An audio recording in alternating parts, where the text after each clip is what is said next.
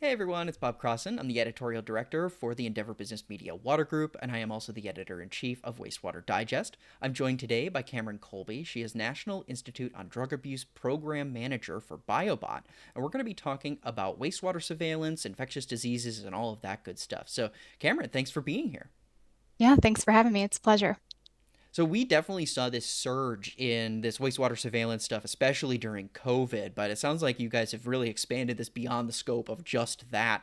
Could you talk about some of the things that you have learned through the process of conducting this type of monitoring of wastewater systems? Yeah, absolutely. As a veteran of the wastewater industry, from the perspective of working at a municipality prior to coming to Biobot almost 2 years ago, I think I have a unique insight into being a program participant in a wastewater monitoring program, as well as now a program administrator Mm-hmm. for a wastewater monitoring program. And I can say the biggest takeaway for me is just how collaborative these efforts are and really have to be in order to be successful.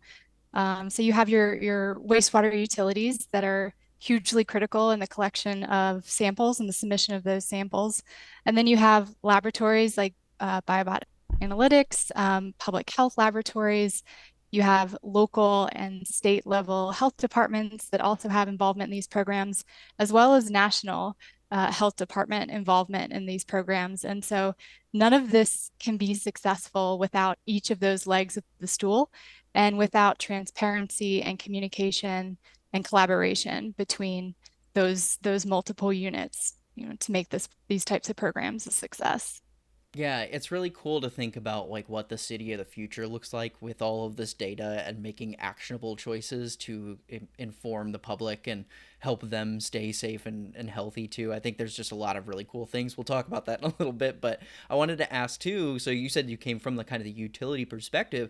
Like why should utilities care about this type of monitoring? Why should they care about understanding these infectious diseases in their systems and whatnot? Like what is your history with that on the utility side, and then how do you think about that on the biobot side?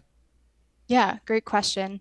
I think for utilities, generally speaking, the protection of communities through their day-to-day operations of treating wastewater for pollutants and pathogens really ties in nicely with the intent of wastewater monitoring programs.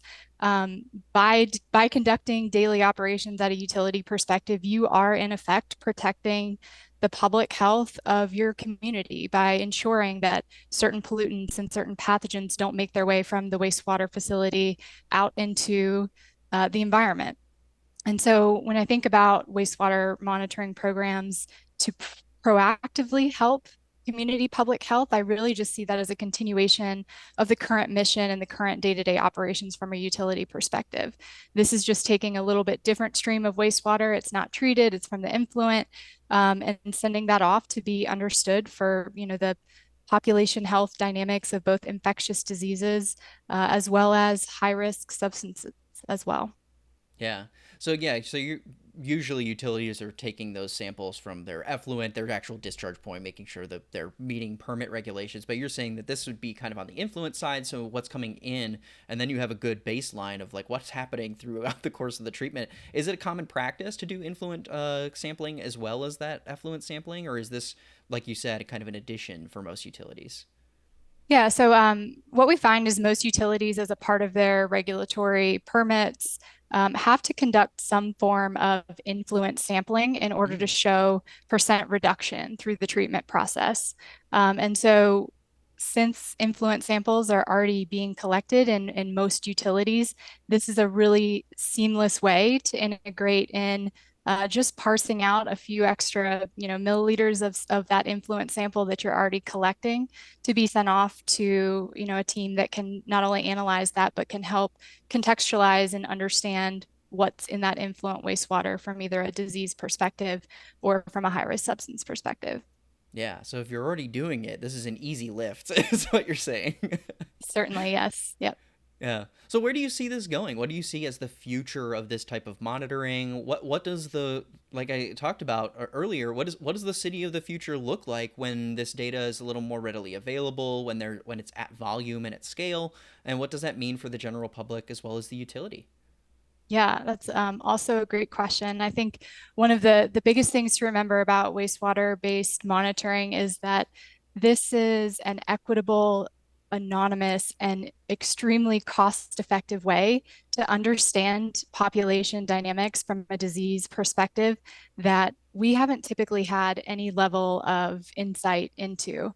And so as there are expansions of product offerings, for example, Biobot recently released our respiratory panel where we can start to report on the presence of influenza, RSV, and COVID-19, the so-called triple demic, as well as other infectious diseases and other high-risk substances. As those capabilities start to expand, I see wastewater utilities continuing to play one of the most critical roles in making sure that these programs can continue to offer this invaluable data to communities across the country through that sample collection process. And so I Mhm. still see utilities as being hugely involved in these types of programs, and just very excited to see what additional targets that we can start to look for, and what kind of preventative health measures start to go into place as a result of this data being more widely utilized, and more widely visible.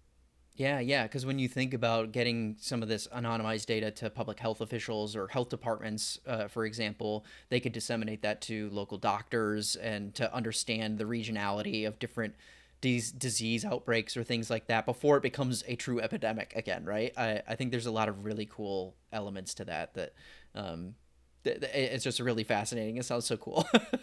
Yeah, certainly. It's a really good point you make. And one of the other, I think, use cases of this data is that it can be applied from a personal level.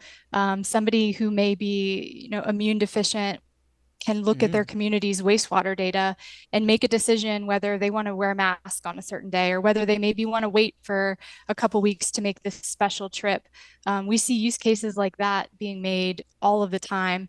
And we see, the use cases of hospitals making decisions about elective surgeries and things of that nature, as well as public health departments determining where they're going to set up vaccine clinics or where they're going to implement, preventative health measures that can help ward off some of these big disease outbreaks. So it's really cool in that the data can apply from a personal level all the way up to a state and national level. yeah, yeah. I'm thinking now that what you said about whether you want to wear a mask or not. It kind of reminds me of when you get the notification on your phone about the air quality, for example, right? It's kind of like you could potentially, that could be a future where it's just like, hey, just so you know, there are these concerns with this area. You may want to wear a mask or wash your hands a little more frequently. That's a fascinating idea. So Yep, yeah. Well, thanks so much, Cameron. I learned a lot. I appreciate you taking the time to talk with us. certainly. I appreciate the opportunity. And for everyone who's watching, check out our video description below. We'll have some links to some wastewater epidemiology articles that we have on our website, as well as some resources from Biobot. And we'll talk with you next time. Thanks again, Cameron.